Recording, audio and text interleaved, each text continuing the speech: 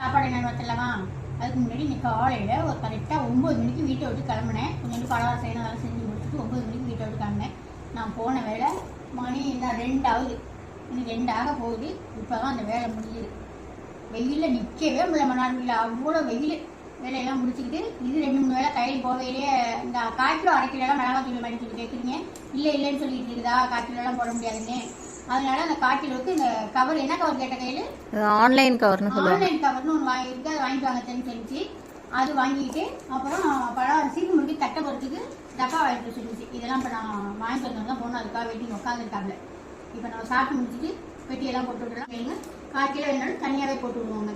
அவ்வளோதான். வேணும்னா சாப்பாடு சமைச்சு பார்த்துலாமா? முட்டை உடச்சி வச்சு பொரிச்ச குழம்பு மாதிரி வச்சுருக்கு. சூப்பராகவே இருக்கும், ரொம்ப நல்லாயிருக்கும். அப்புறம் ஒரு 4 பீஸ் மீன் எடுத்து வச்சுருந்தேன், நேற்று வாங்கின மீனில். அதை வறுத்து சாப்பிட்டு எங்கள் 2 பேருக்கும் ஆள் கொண்டு இருக்குது. அவ்வளோதான். இன்னைக்கு மதியானம் சாப்பாடு நம்ம வீட்டில் விடாதாங்க. உங்கள் வீட்டில் என்ன சாப்பாடுன்னு